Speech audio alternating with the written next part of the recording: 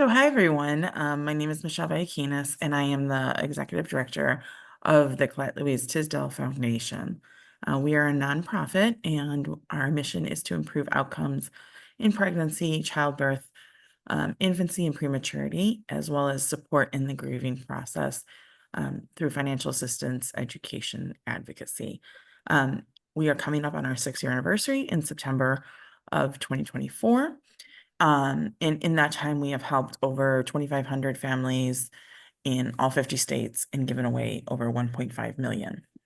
Um, and that has been a huge success and a huge driver of motivation and all of that. But recently, I really just wanted to focus a little bit more on education advocacy. And along the way of this journey, I have gotten to meet some incredible parents and some parents that are just rocking it. And so we created this series, and we have just had a lot of fun being able to talk to parents that we think are doing incredible things and share them with our audience. So today I'm really excited to introduce Jessica Hill. And Jessica is the founder of Parent Collective and is a mom and is just so incredible. So I'm going to turn it over to you, Jessica, to just introduce yourself. And then we'll kind of have a conversation.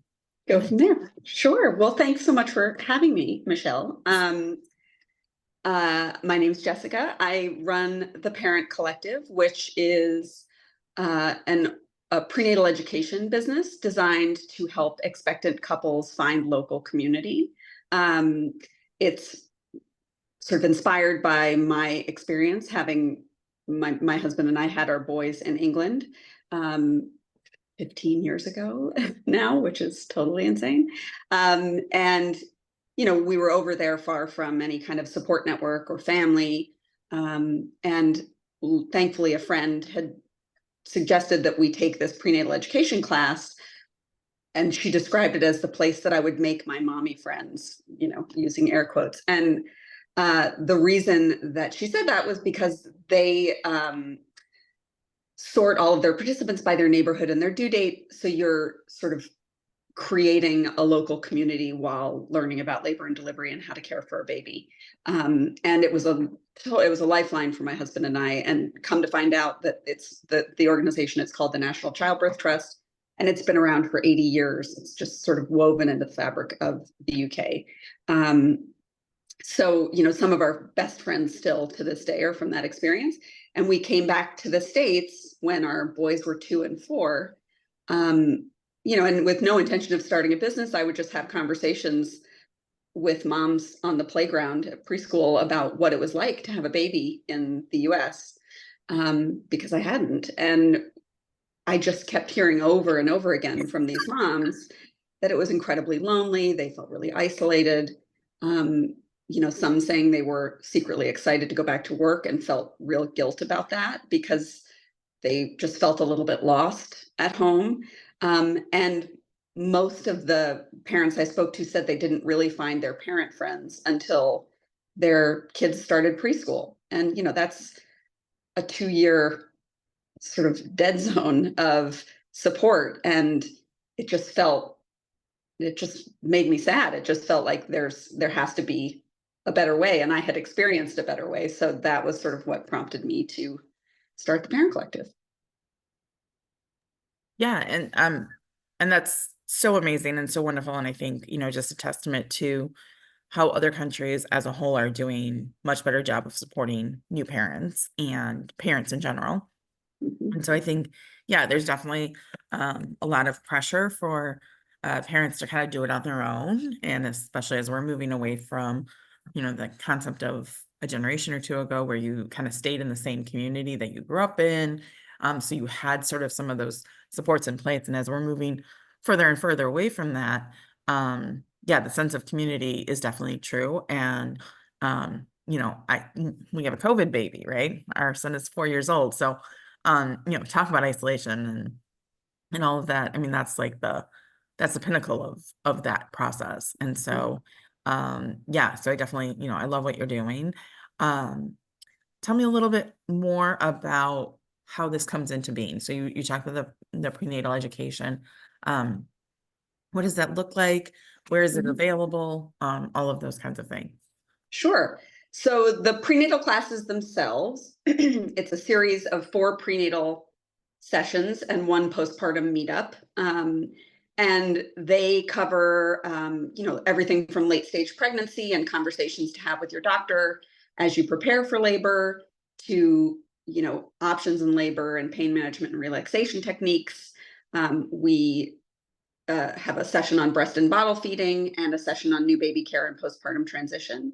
And throughout, what was really important to me when designing the curriculum for our courses, that we meet parents where they are and help them feel empowered to be successful no matter what their laboring or parenting choices were. Right? It's not. I firmly believe it's not for us to tell people what they should do, right? But just to help them feel, empowered to be successful, whatever they choose. So it's a very judgment free, very agenda free program.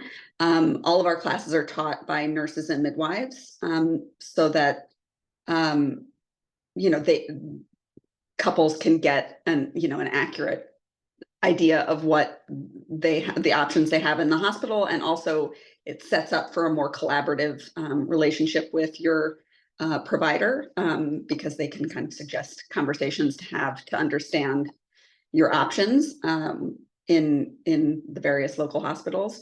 And we started. I live in Connecticut. We started in Connecticut and have since expanded into New York, New Jersey, Pennsylvania, Texas, and California, and are sort of actively looking to expand further with the help of location directors, who are essentially boots on the ground in a community to manage local marketing and logistics of the classes, with our support. Because for me, I got to the point where I just want to bring this kind of community to as many expectant couples as possible.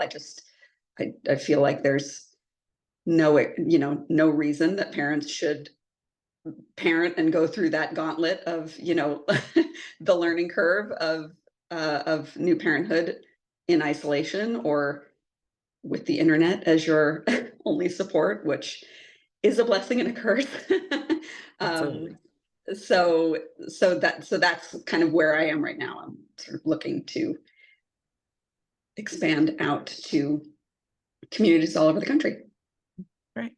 And and tell a little bit more about, what you're looking for in location directors and, who, if there's anybody listening or watching this who is very, who seems interested in it, what are you looking for, how to get involved, all of that.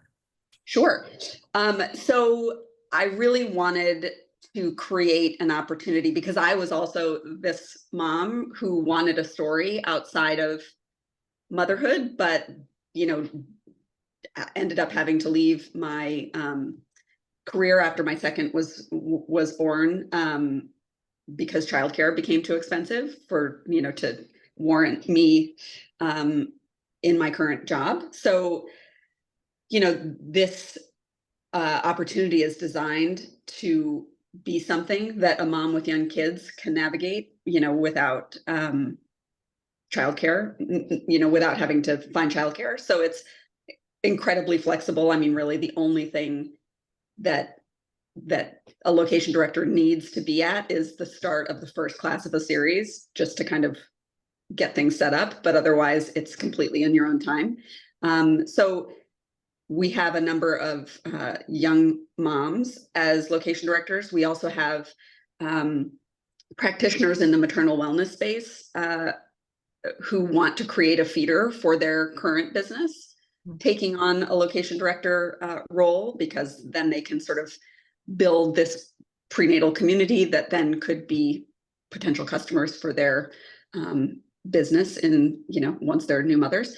And then midwives and nurses that potentially want to manage a location and teach the classes. That's another sort of potential location director. And they're, essentially there to manage, a relationship with a venue, build, inroads within the community with, OB practices, and people that work with pregnant women to just let them know about our classes and raise visibility so that with our support, you know, and on all our materials and things, they can kind of be successful in sort of starting their own chapter. Mhm. So that's Yeah, no, and it's great. And I think there's so many moms who find themselves, I mean, parents in general, but I think especially it falls on moms a lot who, find themselves in that situation of the high cost of childcare, really prohibitive um, of working, and there's not that sense. And it doesn't go away that you still want to have something outside of your kids and being a mom. And so I think it's very nice to hear that there's yet another option that people can use. So that's great. And that's motherhood adjacent, but also not, Um, right. so yeah, I love that. Um, I had a question now, and all of a sudden it just like completely left my mind. Um, You had oh, asked, I'm sorry, go ahead. oh, go ahead. I was just going to say you had asked how people find Yes. out more if they're Yeah, interested, that would be great. and they can email me or reach out through Instagram, through our Instagram, DM me there, and I can send along kind of more of a job description and sort of more specifics about what it entails. But I would like to mention that the relationship it's a profit share of ticket sales. That's kind of um, the structure of the relationship. So people understand how they would get paid, Right. because I know that's important. Absolutely, for sure, for sure. And one of the things I really like is you're talking about in person, so we're not having and again, I think as a COVID baby mom, we're not having the virtual because like you said, right, internet's huge blessing for many reasons, and it's also kind of a curse because then you're not creating those same, it's really hard to take a virtual relationship onto, into real life, especially when you're looking for the community. So I really love that part as well, that you're doing. So what, kind of in all this education, what tips would you want a new parent or expecting parent to have? Um, what would be kind of maybe top three or whatever that looks like uh, that you would give to expecting and new parents? So if I'm thinking about expectant parents, I would say I think uh, I was a victim of this as well. I think we spend a lot of our attention and energy when we're preparing for birth focused on things, right? Like getting the nursery set up and making sure you have all the gear and sort of worrying about how this baby is going to come out, right? But we don't think about the kind of days and weeks after that and what kinds of supports we might need in place. And so I am a big proponent of sort of building your postpartum support plan, and building just a list of resources that you can sort of access from day one, depending on what kinds of things you're struggling with. So, for example, in our classes, in the last class, which is the new baby care and postpartum transition, there's a local sort of new motherhood resources handout in the curriculum that lists local lactation consultants, local postpartum doula recommendations, um, maternal mental health specialists, uh, pelvic floor sleep specialists. Sleep is always Yep. the, the number one concern. It was definitely my number one concern.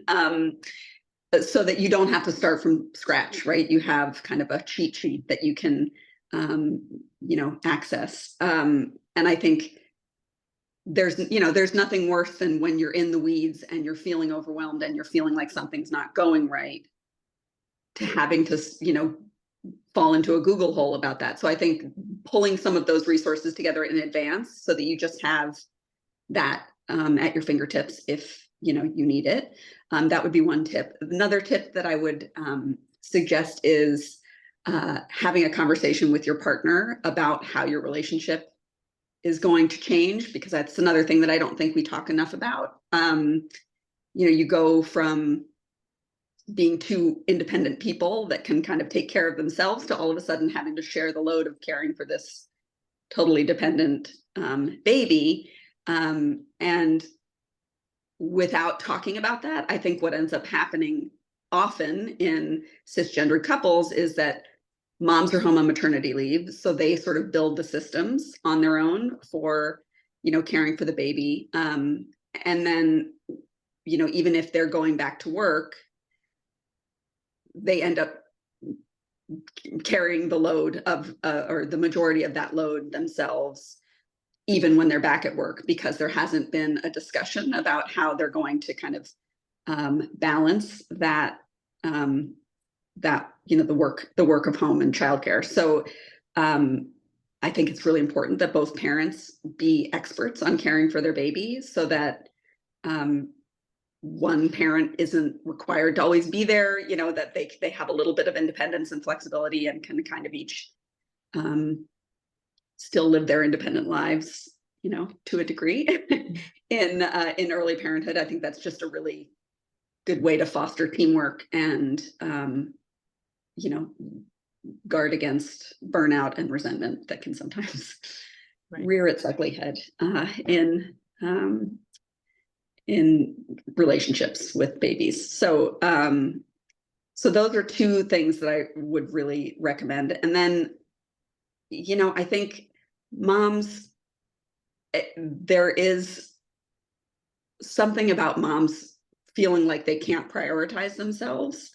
Mhm. It's everybody's interests need to come before, taking care of themselves, and investing in themselves. And I think um, that that sort of mentality is, a real recipe for burnout and just overwhelm. So I would really suggest that expectant moms in particular just be really mindful of that and mindful of how they're going to prioritize themselves in small ways and small and manageable ways, so that, they, as my husband used to always say when I was spinning my wheels with our first son, this parenthood thing is a marathon, not a sprint. And Right. if you Yep. keep going at this, at this pace and not looking after yourself, like if you fall apart, the wheels come off this family. And so, it really is the most important thing that, parents look after themselves and prioritize themselves in the mix, because it can be really easy to sort of lose yourself in the 24/7-ness of new parenthood. So those would be my three Yeah. tips. I mean, those are all fantastic tips, and I think, have lived proof of like all of that, right? Haven't You we know, all? right? And so I think, yeah, and I think that having the conversation beforehand, and my husband and I had a little bit of that, but I do wish we had had a better conversation. We've always, but I feel like, our when we've shifted and when we've prioritized, when we've done stuff, is often like I'm at my wit's end, Mhm, and I'm sort of having this conversation with him at that moment. mhm.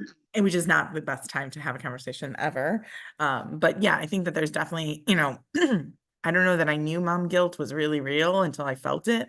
Um, and I think there is a lot of that.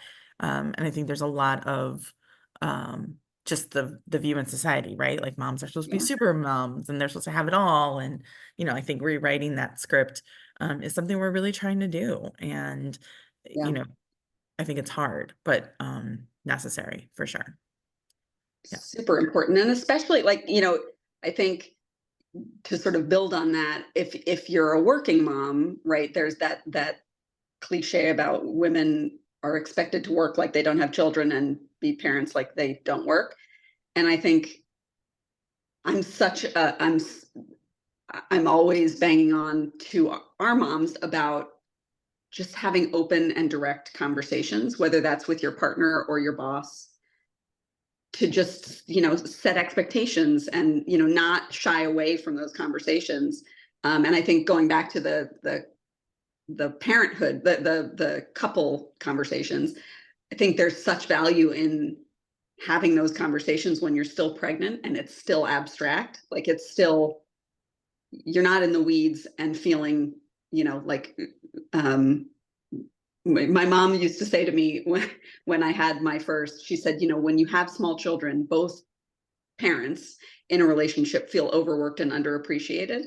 And I think, everybody comes to those conversations with their own preconceived, notions. And if you have those conversations before any of it's real, right?